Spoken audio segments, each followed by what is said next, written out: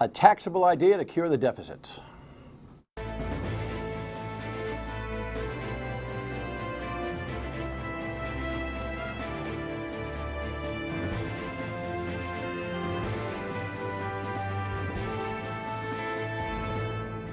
The Dan Yorke State of Mind program is brought to you in part by Lookout Rhode Island and Takeo Comfort Solutions. Senator Bill Conley is here. He's the chair of Senate Finance. He hails from East Providence, and he is helping to lead the charge for a discussion about a tax on the top 1% earners in Rhode Island. It is a line of demarcation at about $475,000 of gross adjusted income. And it makes people talk, that is for sure. The purpose of this, I see Senator Conley as a prudent, practical, and deep thinker. So I'm trying to figure out, do you take a progressive cocktail or something here, or what's going on? But he's always good to joust, and he's got some serious thoughts on this, and we'll join him momentarily. I also want to get his take on that which is today, Super Tuesday. So welcome aboard. Thanks very much for tuning in on this Super Tuesday. You know, it wasn't so super last night when I got a notification on my phone and then went to the DVR to see this. Chris Matthews, whose hardball program has kind of defined political cable talk for the last couple of decades, abruptly resigned last night amidst some, I guess, as the staff were talking about here today, some hashtag #MeToo pressure. If you do some reading, you find that Chris has been, I don't even know what the word is anymore. You know, if he's got a cad tendency in him, well, that's nothing to be boastful about, and he apologized for it, but you could see the scowl on his face and the resignation in his resignation, which more or less suggested that, you know, we've lost nuance in this country. The pendulum goes bang, bang, and discretion doesn't seem to be in play anymore. I don't promote behavior that mistreats women verbally or otherwise. Believe me, I try to do the best I can. I think we all try to do the best we can. But a 20-plus year television career on top of all the things this guy has done for what seems to be some, you know, type of stuff. I don't know. You're going to have to explain it to me. We'll talk about it on the radio, but it's too bad. I think the guy has made a major contribution to the political dialogue in this country, and he would be sorely missed on the television, a staple. Coronavirus front page. This is just strange. I wanted to put it up. Well, what does that mean? The virus battle begins? Help me, Providence Journal. Was there a ceremony I missed? Was there a starting gun?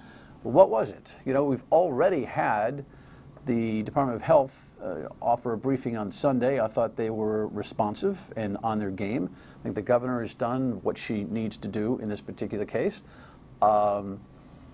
We have 100-plus cases at press time at 1:40 in the afternoon. I don't understand what it is, but I'll tell you, big headlines like that, I'm not sure what purpose they necessarily serve. So keep your eyes on how the media is dealing with this whole thing. In the meantime, here's a headline.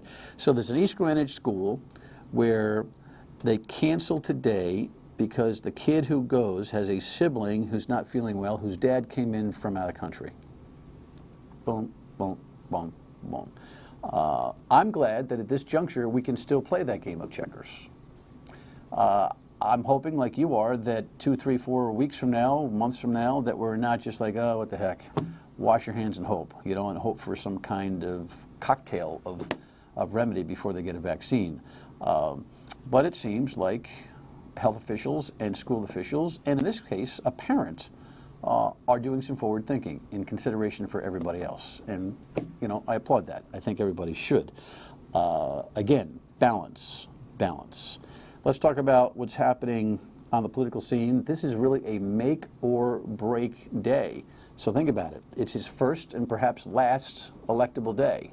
If Mike Bloomberg doesn't put the pedal to the metal on Super Tuesday, he's probably kiss his candidacy goodbye. But you would hope if he goes, he throws his money to this guy because Joe Biden is making a move. Now, perhaps you're a Bernie Sanders fan, and I've been assumptive there, but I think you well know I'm not. And so I'd like to see Joe put his game together here. I don't even know if he can. Here's what the network had on Super Tuesday when we convened this afternoon. Heading into Super Tuesday, Vermont Senator Bernie Sanders welcoming new voters. To all of Amy and Pete's millions of supporters, the door is open. Come on in. Now out of the race themselves, Amy Klobuchar and Pete Buttigieg throwing their support behind Joe Biden. I'm delighted to endorse and support Joe Biden for president. It is time for Americans to join hands instead of pointing fingers. Some voters following their lead, I'm now 100% on Biden's train. others taking a new look at the field. One of my favorites dropped out, so yeah, now I'm looking to see how am I going to shift. Delegates from 14 states and 1 U.S. territory are up for grabs today. Joe Biden looking to keep his momentum going after a big victory in South Carolina last week. Texas and Minnesota and the rest of Super Tuesday states.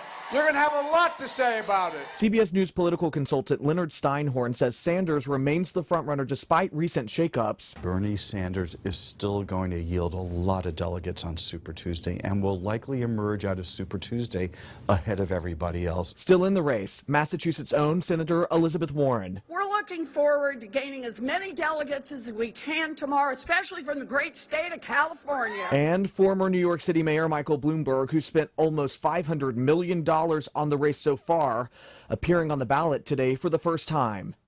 It's almost, the money's just incomprehensible in some ways, isn't it, Senator? To have that kind of dough. Staggering. Right? Staggering. Just like, it's like Monopoly money. It's staggering. The day has arrived. I mean, for loyal Democrats, yourself included, it's a high-pressure day. Things will be defined. You came here to talk about some legislative initiatives, including this new tax idea, but I got to pick your brain on that, and even what you're thinking about the neighborhood and the virus. But what's your take on Super Tuesday? What's your Democratic perspective? Well, I think that we'll know tonight if we've managed to narrow the field. I think it's important for Democrats to narrow the field. We'll find out for sure whether or not Mike Bloomberg is the real deal in this election, and Joe Biden. I think they both respond to a lot of what's become known in this election as the moderate Democratic values, and I think it's important that that happen. You have a candidate? I like both of them. I like both Biden and Bloomberg, so I'm really interested to see what happens Not this a Sanders evening. guy? Not at all. The Senate President had endorsed Amy Klobuchar.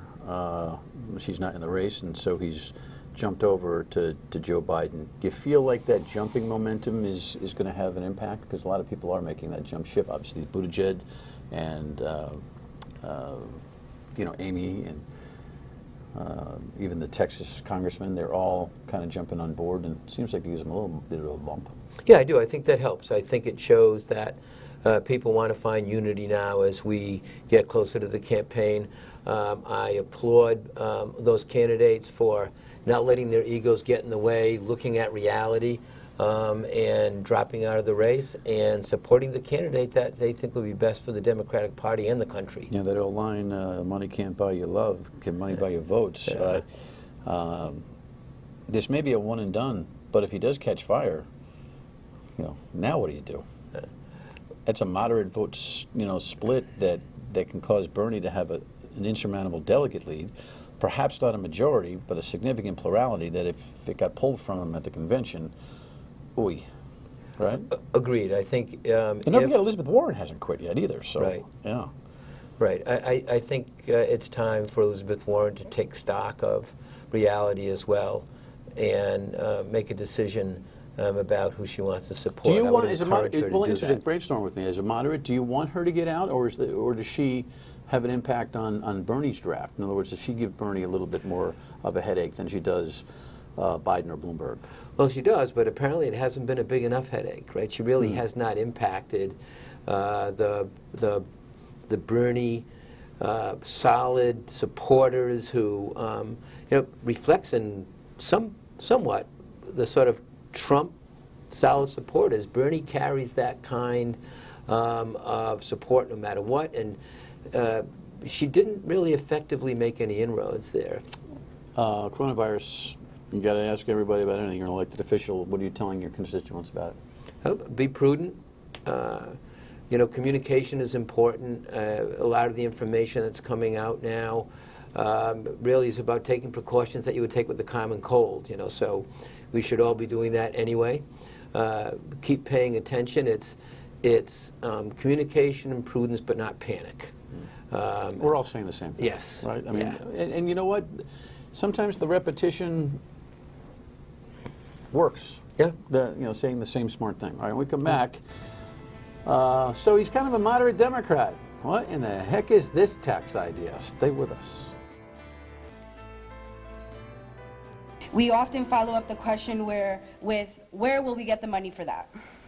This is a way that we can provide that change, growth, and development for those communities that are often taken away when we need more money for something else. By bringing that equity to our tax structure, we bring tax relief to 99%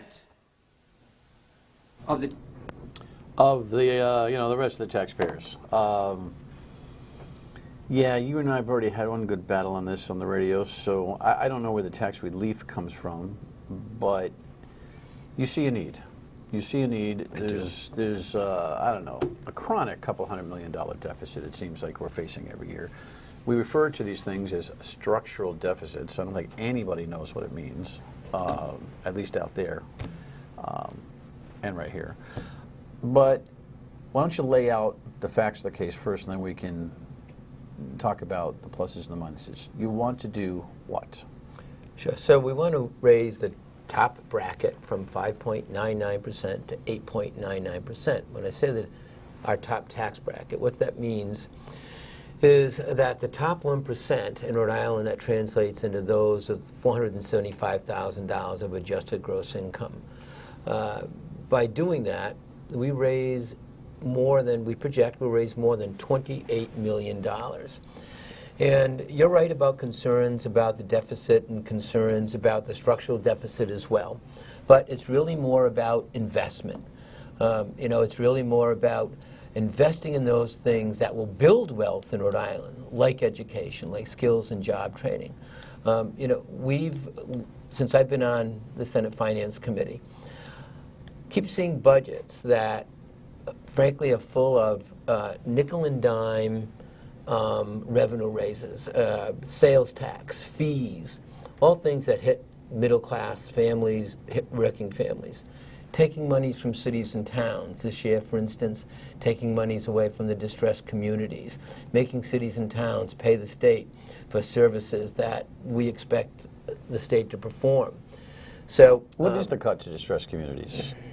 Oh, it's was it $3 million this year, and it's been. And the distressed communities are defined as mostly the cities. Well, it's a formula, and so cities and towns can kind of fall in and out of that formula from year to year. But for instance, all the usual suspects that you would expect to be there, Lake Pawtucket, which I represent, Central Falls.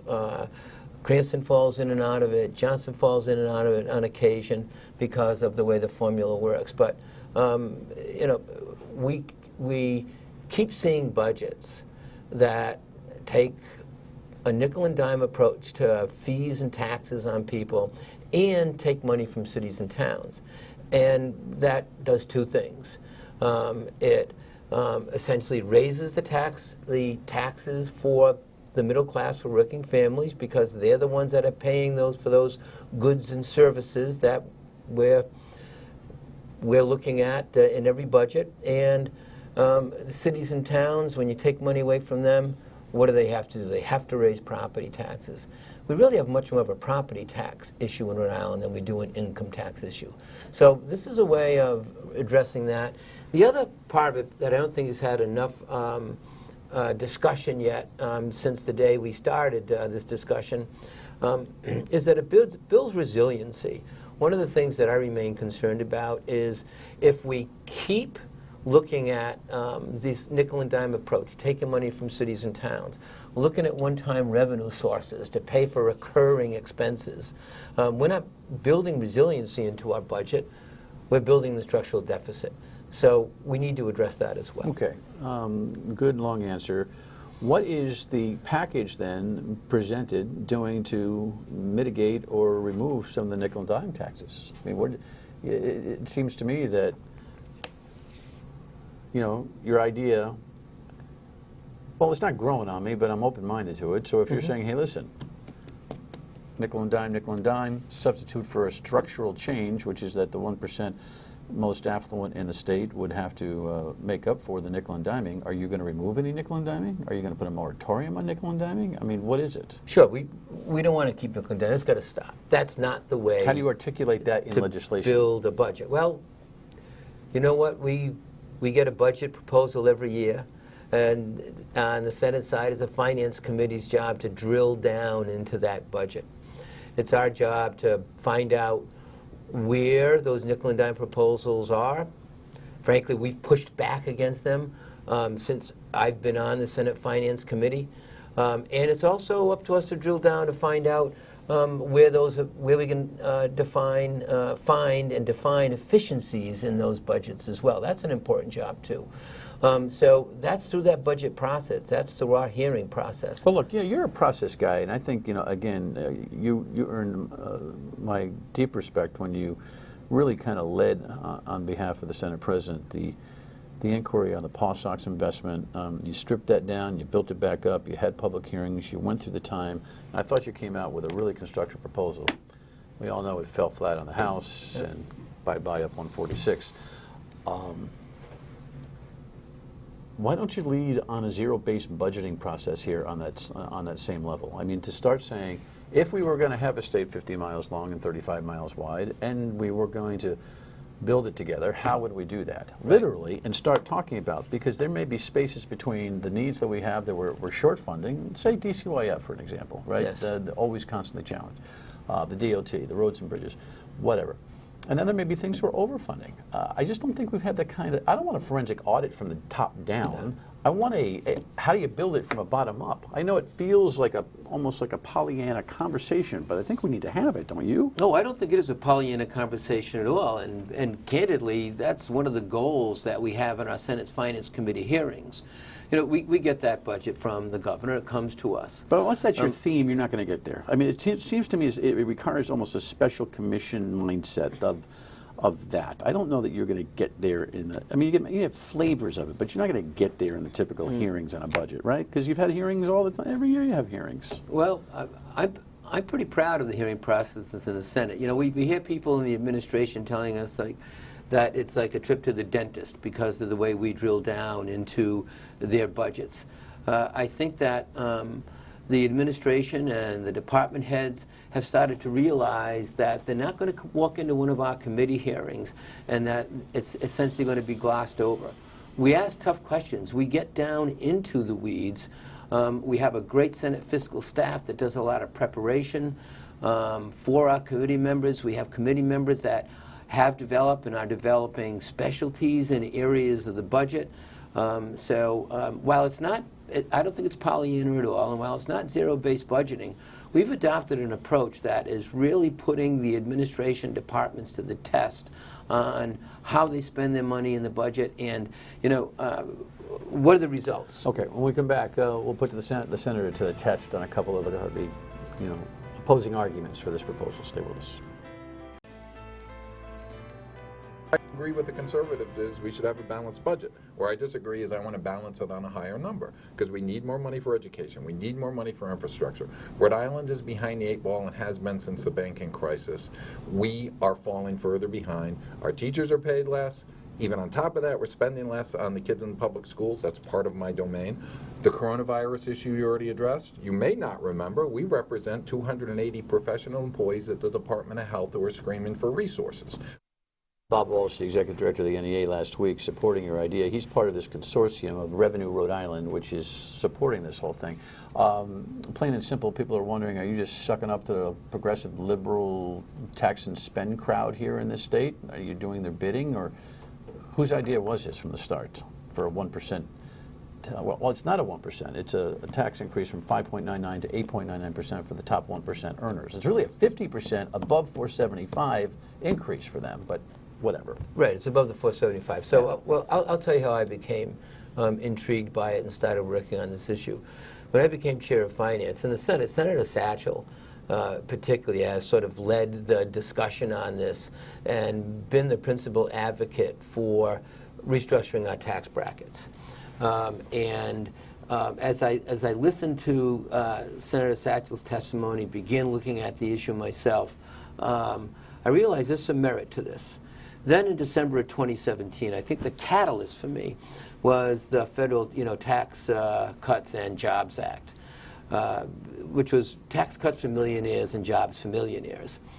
And for instance, when you look at how that plays in Rhode Island in light of this proposal, those millionaires will get the benefit of a $35,000 tax benefit this year, while if you're a millionaire in this bracket, you're paying $15,000. So you still come out ahead of the game if you're in that top 1%. An additional $15,000 yes. if it's $1 million. Right. All right. Tax the rich, they'll leave. No, another myth.